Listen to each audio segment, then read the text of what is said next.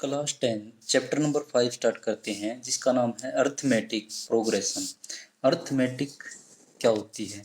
जैसे arithmetic number होते हैं, अर्थमेटिक नंबर क्या होते हैं? जैसे हमारे पास नेचुरल नंबर होते हैं, natural number, even number, odd number, whole number और भी बहुत सारे नंबर होते हैं। जैसे इंटीजर होते हैं, इंटीजर इंटीजर में भी दो प्रकार के होते हैं, एक पॉजिटिव होते हैं और एक होते हैं नेगेटिव। तो इस प्रकार के कुछ नंबर होते हैं और भी बहुत सारे नंबरों के टाइप है हमारे पास। तो अर्थमेटिक में क्या होते हैं, ये जितने भी नंबर्स के टाइप होते हैं यही, जैसे ये नंबर होते हैं 1 2 3 4 5 6 डैश डैश, ये नंबर हो गए हमारे पास नेचुरल नंबर।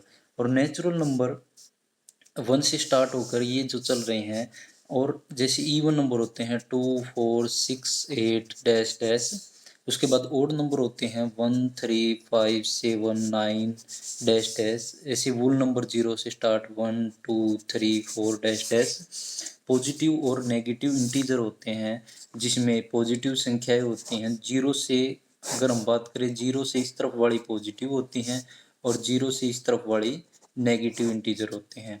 तो यहाँ से ये वाले जितने भी प्रकार के नंबर होते हैं ये कैसे होते हैं? अर्थमेटिक नंबर होते हैं।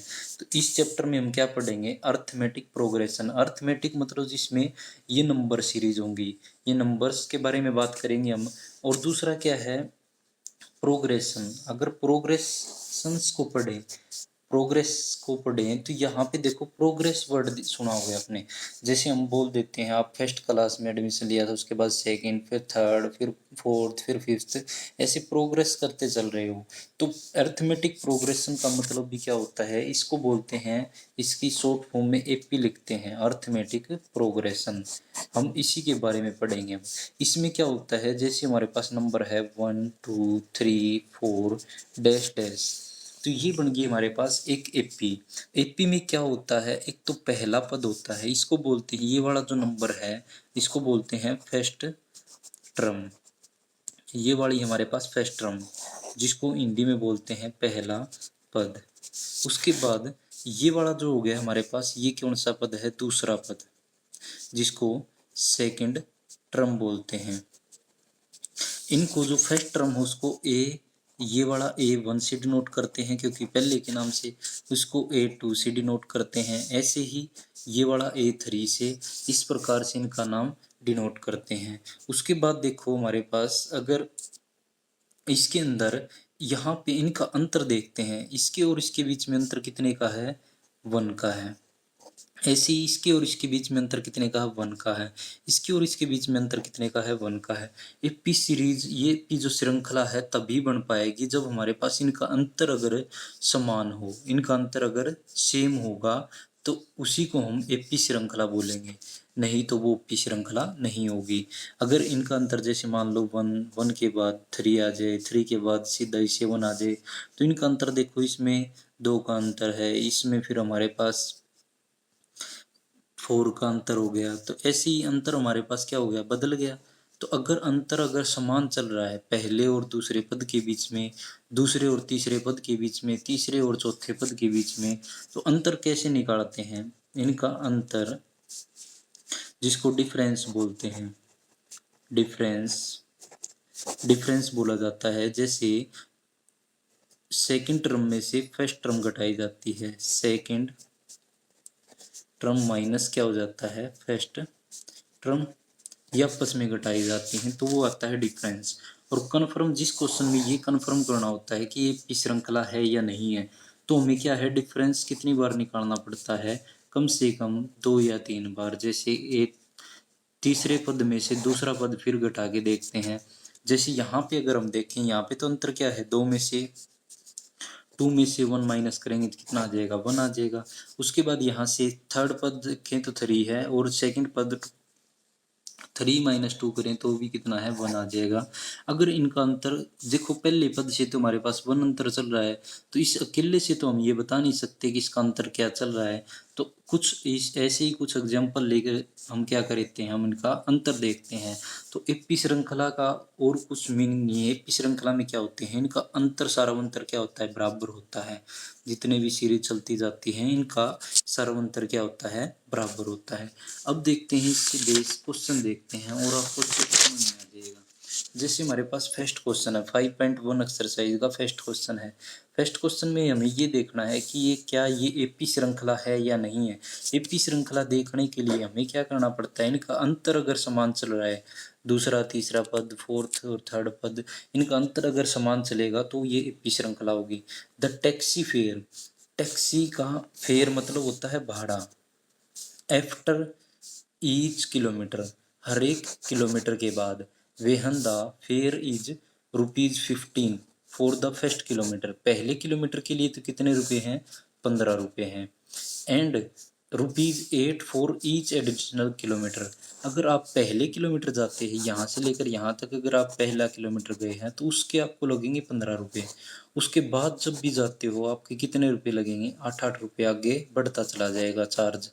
8 रुपये यहाँ, 8 रुपये, ऐसे बढ़ता चला जाएगा। तो देखो हम यहाँ से क्या कह सकते हैं, फेयर ऑफ, फर्स्ट क्वेश्चन का सॉल्यूशन हम लेके चले हैं। फेयर ऑफ फर्स्ट किलोमीटर, पहले किलोमीटर का फेयर, किराया। फेयर होता है किराया, पहले किलोमीटर का किराया क्या है, जिसको हम A1 से डिनोट कर देते हैं, इजिकल टू में रुपीज कितने हैं, 15, 15 रुपये लगेंगे पहले किलोमीटर के लिए। और उसके बाद फेयर ऑफ सेकंड किलोमीटर, दूसरे किलोमीटर के लिए A2, दूसरे किलोमीटर के लिए कितना किराया हो जाएगा, देखो पहले किलोमीटर में 15 रुपये देंगे तो सेकंड 2 किलोमीटर जाने के बाद कितने रुपये हो जाएंगे, इसको A2 से डिनोट करेंगे। पहले किलोमीटर के 15 प्लस में 8 दूसरे किलोमीटर के, क्योंकि ये बोल रहा है पहले किलोमीटर के तो लगेंगे 15 रुपये और उसके बाद एडिशनल चार्ज हो जाएगा कितने, 8 रुपये। तो ये हो जाएगा 23 रुपीज़। उसके बाद fair of third kilometre, third तीसरे किलोमीटर के लिए A3 से डिनोट कर देते हैं। तो इसका किराया कितना हो जाएगा, देखो यहाँ से पहले 2 किलोमीटर का कितना है, 23 है, तो प्लस उसमें कितना और ऐड हो जाएगा, 8 और ऐड हो जाएगा। क्योंकि देखो यहाँ पे अगर हम फर्स्ट 2 किलोमीटर जा चुके हैं 15 8, तो ये 23 हो गया, तो इसमें 8 और ऐड हो जाएगा। तो ये कितना आ जाएगा फिर हमारे पास, इसको ऐड कर देंगे 1 कैरी 2 और 3 31, तो ये आ जाएगा हमारे पास 31। ऐसे ही आप फोर्थ का भी निकाल सकते हो, या 3 तक हम क्वेश्चन को अगर सोल्व करते हैं तो हमारे पास एपी श्रृंखला का पता चल जाएगा। तो यहाँ से अगर हम बात करें डिफरेंस निकालें इनके बीच का, तो डिफरेंस निकालने के लिए एक बार तो A2 माइनस A1 कर देते हैं, दूसरे पद में से पहला पद घटा देते हैं, तो 23 माइनस में कितना आ जाएगा, 15, तो इसको माइनस करेंगे तो कितना आ जाएगा, 8 आ जाएगा। उसके बाद यहाँ से एक बार और डिफरेंस निकाल देते हैं, क्योंकि हमारे पास यही कन्फर्म करना है कि एपी श्रृंखला है या नहीं है। उसके लिए क्या पता लगाना होता है कि हमें ये देखना होता है, जैसे मैंने यही बताया था, इनके बीच में अंतर देखना होता है। अगर इनका अंतर सभी में समान चल रहा है तो वो एपी श्रृंखला होती है, और नहीं तो नहीं होती। जैसे इनमें 1 1 का अंतर चल रहा था तो ये एक एपी श्रृंखला है। ऐसे ही मान लो अगर हमारे पास 2 4 6 8 ये एक एपी श्रृंखला दे दी जाए आपको, तो इसमें अगर हम दूसरे पद में से पहला पद घटाएं, दूसरा पद कितना है 4 और पहला पद कितना है 2, तो कितना आ जाएगा 2। उसके बाद तीसरे पद में से अगर दूसरा पद घटाऊं, तीसरा पद हमारे पास 6 है और दूसरा पद 4 है, तो भी अंतर कितना है 2। अगर अंतर समान चल रहा है, डिफरेंस जो है वो सेम चल रहा है, तो ये एपी श्रृंखला है, नहीं तो नहीं होती।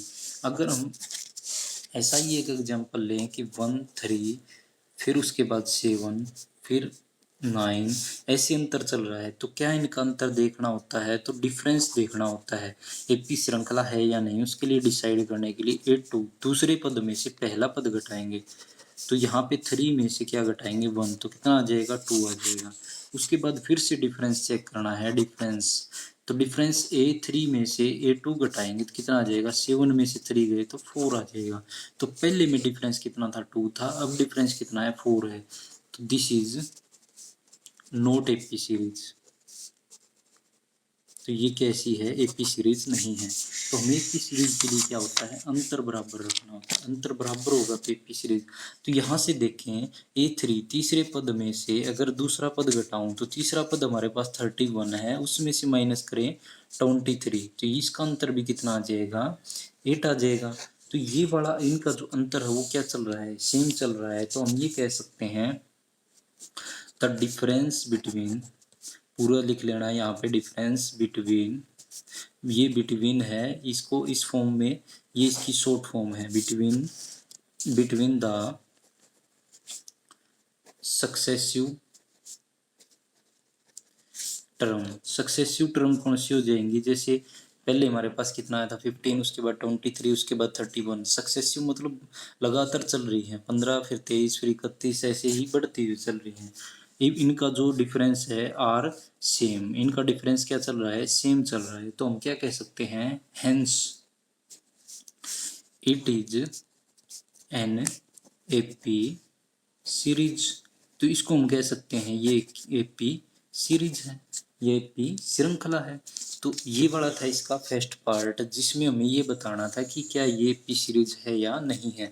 जैसे हम, मेरे पास इसका थर्ड पार्ट लेके आया हूँ मैं, सेकंड और फोर्थ भी करवाऊंगा, लेकिन पहले एक बार थर्ड देखते हैं। इसी जैसा है, the cost of digging a well, एक कुएं को खोदने का कॉस्ट, एक कुआं खुदा रहे हैं, वेल होता है कुआं, उसको खुदाने की कॉस्ट, किराया, कीमत जो है वो कितनी है, आफ्टर एवरी मीटर, हर एक मीटर के बाद अलग अलग होती है।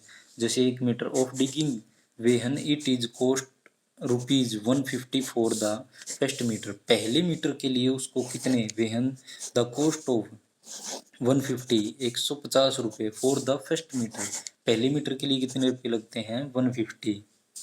Rises by the 50 for each subsequent metre, हर एक मीटर के बाद क्या हो जाएगा, ₹50 बढ़ते चले जाएंगे। जैसे पहले मीटर, अगर हमें कुआं खुदवाना है, जैसे हम कुआं खुदवा रहे हैं, पहले 1 मीटर में तो इसके ₹150 चार्ज लगेगा। उसके बाद जो है आगे जितना भी खुदवाते चलेंगे, एक एक मीटर पे 50-50 बढ़ता चला जाएगा।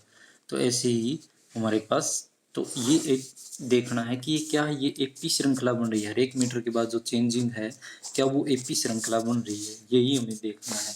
तो देखो, सबसे पहले हम लेके चल सकते हैं फर्स्ट, लेट हम मान लें, लेट मान के चलें the amount of,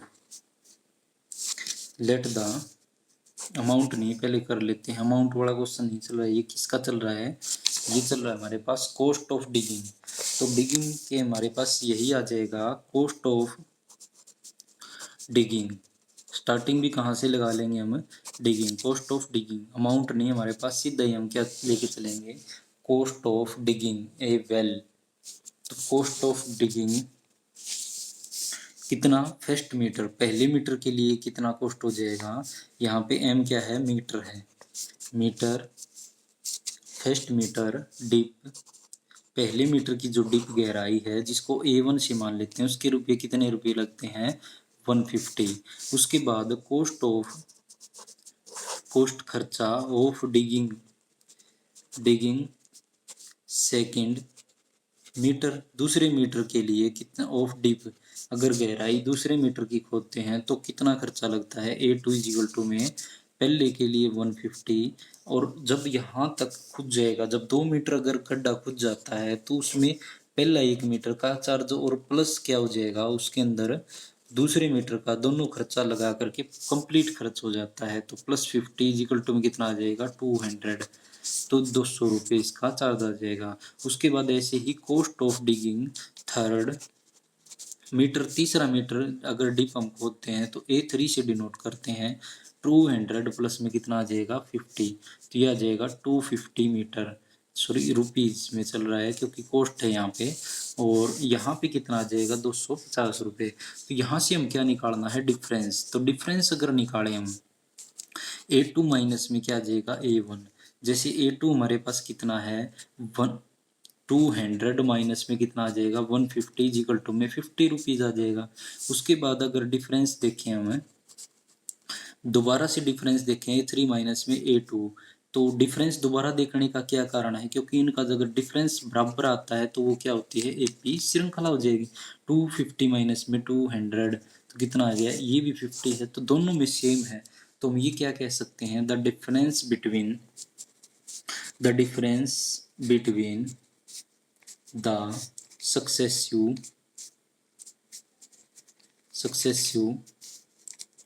term is are same, इनका डिफरेंस जो है वो क्या है, सेम है।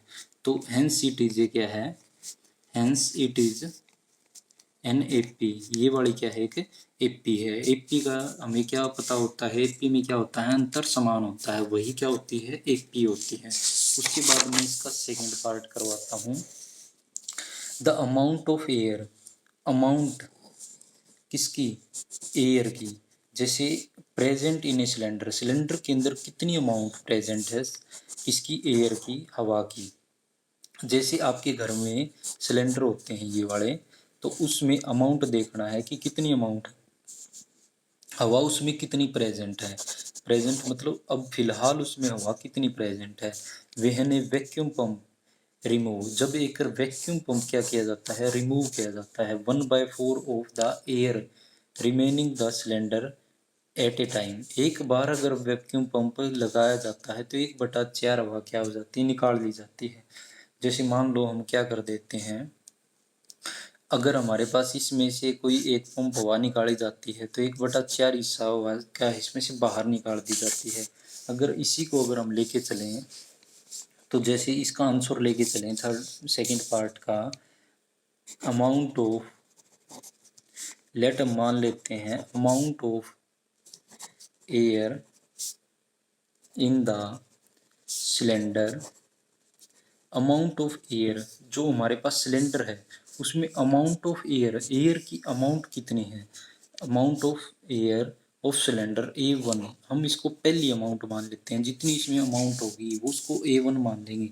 जैसे हमारे घर में जितना भी अमाउंट अब सिलेंडर में होगी, उसके बाद जो अगर वैक्यूम करके उसको बाहर निकाला जाता है, एक एक पंप, अगर एक पंप हवा किसी मान लो एक पड़ोसी ने किसी के घर में, जैसे ये गैस खत्म है तो वो क्या करेगा, उससे एक आपसे मांगने आए तो वहां से एक पंप 1/4 हिस्सा उसमें से निकाल लिया जाता है। ये उस टाइम पे हम मान लेते हैं एक्स, उसमें क्या थी, एयर प्रेजेंट थी। तो उसके बाद amount of air left, left कब लेफ्ट हो जाती है, आफ्टर फर्स्ट रिमूवल। अगर पहला रिमूवल, अगर मान लो आपके पड़ोसी बिल्कुल ही निजी है और आपको गैस देनी पड़ जाती है, तो एक पड़ोसी के लिए आपने उसके अंदर से एयर निकाली तो उसको A2 मानेंगे। तो उसमें पहले एक्स प्रेजेंट थी और उसका कितना हिस्सा, 1/4 हिस्सा रिमूव कर दिया जाता है। तो जितनी भी एयर थी उसका क्या करेंगे हम, 1/4 करेंगे। तो 4 एल्शियम लेंगे, तो 4 एल्शियम 4 इसके साथ मल्टीप्लाई हो जाएगा, 4x माइनस में x, तो कितना बच जाएगा, 3x बाय में 4, ये बच जाएगा क्योंकि 4 में से 1 माइनस हो जाएगा तो क्या आ जाएगा, 3x आ जाएगा। उसके बाद ऐसे ही अगर मान लो एक पड़ोसी और आ जाता है, amount of air left, left हो जाती है आफ्टर सेकंड, दोबारा दूसरा पड़ोसी मान लेते हैं हम, रिमूवल, रिमूवल एयर, इसको A2 मान लेते हैं, जिसके अंदर क्या आ जाएगा, हमारे पास पहले से एयर कितनी बची हुई है, 3x बाय में 4। अब हमारे घर में जो सिलेंडर है उसमें इतनी एयर बची हुई 3x बाय में 4। फिर से एक पड़ोसी आया तो उसके लिए हमने फिर से क्या किया, उसके अंदर रिमूवल, उसके अंदर से गैस निकाली जाती है। तो अब गैस कितनी बच जाएगी, जितनी अब हमारे पास प्रेजेंट होगी 3x बाय में 4, अब हवा कितनी प्रेजेंट है ये, उसका फिर से 1/4 हिस्सा हो जाएगा। अब देखो यहाँ पे इस टाइम पे x का 1/4 हिस्सा नहीं होगा, क्योंकि जो अमाउंट प्रेजेंट होती है वैक्यूम रिमूवल 1/4, जिस टाइम पे जो हवा प्रेजेंट होती है रिमेनिंग सिलेंडर एट ए टाइम, जिस टाइम पे जितनी हवा प्रेजेंट होती है उसका 1/4 हिस्सा जाएगा। ये नहीं कि x का 1/4, इसमें तो देखो x हवा थी और x में से x का 1/4 हम अगर निकालते हैं तो ये आ जाएगा। अब इस टाइम पे हवा प्रेजेंट है ये, वह प्रेजेंट ये है और इसमें से इसका 1/4 हिस्सा बाहर निकाल रहे हैं। तो इसको सोल्व करें तो 3x बाय में 4 माइनस ये कितना आ जाएगा 3x बाय में 16। एलसीएम आ जाएगा कितना 16, क्योंकि बड़ी टर्म या तो खुद एलसीएम होती है, ये आपको एक लास्ट टॉपिक में हमने कराया था। तो यहाँ से अगर हमारे पास 16/4 4 4 जा 16 4 3 जा 12x माइनस में 3x, क्योंकि 16 से 16 डिवाइड करोगे तो 1 आ जाएगा और 3x एज इट इज। तो यहाँ से 9x/16 बच जाएगा। तो ये आ जाएगा जब हमारे पास ईयर सेकंड जो पड़ोसी अगर आ जाता है तो उस टाइम पे। अब देखते हैं इनका डिफरेंस अगर सेम आता है तो ये क्या है, हमारे पास एक एपी सीरीज बनती है A2 माइनस में A1। तो शुरुआत में A2 कितना बचा हमारे पास A2 बचा हुआ है, A2 हमारे पास है 3x बाय में 4। तो 3x बाय में 4 माइनस में कितना है x। तो यहाँ से 4 एलसीएम ले लें तो यहाँ पे 3x माइनस में कितना आ जाएगा 4x। ये कितना आ जाएगा, इसमें से ये माइनस करेंगे तो माइनस का 1x माइनस का 1/4x ये आ जाएगा। उसके बाद अगर हम दोबारा डिफरेंस निकालेंगे, एपी सीरीज कब चेक होगी, जब हमारे पास सभी डिफरेंस क्या हो बराबर हो। A3 माइनस में A2, A3 हमारे पास आया था 9x बाय में 16, उसमें से माइनस करना है ये वाला जो है 3x बाय में 4। A2 माइनस ये यहाँ से क्या आ जाएगा, एलसीएम लेंगे कितना 16, बड़ी टर्म खुद एलसीएम होती है या फिर उसके मल्टीपल, ये आपको समझाया था पीछे लास्ट टॉपिक्स में। तो यहाँ से 16 एलसीएम है तो 9x एज इट इज, यहाँ से 4 से काटेंगे तो 4 आ जाएगा, 4 3 जा कितना आ जाएगा 12x। तो यहाँ से देखो माइनस का 3x बाय में कितना आ गया 16। तो देखो क्या है इनका डिफरेंस सेम है, यहाँ पे तो x/4 आया था, यहाँ पे -3x बाय में 16 आया है। तो यहाँ से हम कह सकते हैं the between difference between the successive terms are not same. इनका जो डिफरेंस है वो सेम नहीं है, तो हम कह सकते हैं hence it is note AP. तो ये क्या है, एपी नहीं है। अगर डिफरेंस सेम होता है तो एपी होती है, अगर डिफरेंस सेम नहीं है तो एपी भी नहीं है। द अमाउंट ऑफ मनी, हमारे पास अमाउंट ऑफ मनी, एक मनी का अमाउंट है, पैसा है in the account every year. Account हमारे पास every year when ₹10,000 is deposit. अगर हमने 10,000 रुपये जमा कराए हैं at the amount compound interest, हमारे पास कंपाउंड एक तो होता है सिंपल इंटरेस्ट, सिंपल इंटरेस्ट आपने 8th क्लास में कंपाउंड और सिंपल दोनों पढ़े हुए हैं 8th क्लास में। तो 8% पर एनम, और जो ब्याज दर है वो कितनी है 8% है। तो कंपाउंड इंटरेस्ट के लिए क्या होता है, जैसे देखो हमारे पास अगर हम इसका 4th पार्ट करें तो रेट परसेंट कितना दे रखा है 8%, ये रेट दे रखा है, ब्याज दर दे रखी है। उसके बाद अमाउंट कितना है, प्रिंसिपल जो होता है हमारे पास प्रिंसिपल है, अमाउंट को क्या बोलते हैं, ये वाला जो है वो प्रिंसिपल होता है 10,000 रुपीज है ये अमाउंट है। तो हमारे पास देखो तो ये वाली जो अमाउंट है वो A1 से डिनोट हो जाएगी। शुरुआत में हमारे पास जो अमाउंट थी वो कितनी 10,000 रुपये है। तो amount after 1 year, amount after 1 year, first year पहले ईयर के बाद उसकी अमाउंट A2 हो जाएगी, जो चेंज हो जाएगी। प्रिंसिपल 1 प्लस में R/100 और टी टाइम, ये वाला फार्मूला होता है। प्रिंसिपल कितना है 10,000 रुपये और 1 प्लस में R/100, टी टाइम कितना है 1, क्योंकि पहली साल के लिए तो पहली साल में 10,000 गुणा में 100, एलसीएम लेंगे तो 100 प्लस में 8, 108/100। तो एक 1 इसकी पावर है तो एक ही बार लिख देंगे, 20 से 20 कैंसिल, ये आ जाएगा 10,800 रुपये। ये अमाउंट आ जाएगी हमारे पास। पहली साल तो कितनी थी 10,000 रुपये जमा कराए, दूसरी साल कितने मिल जाएंगे हमें 10,800 रुपये। उसके बाद अगर हम देखें इसके बाद सेकेंड ईयर में अमाउंट आफ्टर सेकेंड ईयर, दूसरी साल अमाउंट क्या हो जाएगी, तो अमाउंट देखो प्रिंसिपल हमारे पास कितना है 10,000 रुपये, और 1 प्लस में r बाय में 100 और उसकी पावर कितनी हो जाएगी 2, तो 10,000 इंटू में 100 108, यहाँ से भी क्या बन जाएगा 108 अपॉन में 100, क्योंकि यहाँ पे इसकी पावर 2 है तो इसको 2 बार लिख देंगे। तो इसको आगे सोल्व करेंगे, यहाँ से जो अमाउंट आएगी वो A3 आएगी। हमने यहाँ से A2 निकाल दी, A1 निकाल दी, A3 जो आएगी वो निकालने के बाद इनका डिफरेंस निकालना है। ये पार्ट आपका स्वयं ट्राई करना, ये ऐसा है कि आप एक पार्ट तो कर ही पाओगे जिसके अंदर आप इनका डिफरेंस निकालोगे। अगर इनका डिफरेंस सेम आ जाता है इस अमाउंट का तो ये AP हो जाएगी, नहीं तो नहीं होगी। ये पार्ट आप खुद करना। आपको आशा है कि आपको समझ में आ रहे होंगे, और अगर आपको समझ में आ रहे हैं तो नीचे कमेंट करके आप ज़रूर बताया करो कि ठीक है, या कोई कमी है तो वो भी आप ज़रूर लिख के बताओ। और मेरे चैनल को लाइक शेयर और सब्सक्राइब ज़रूर कीजिए। धन्यवाद।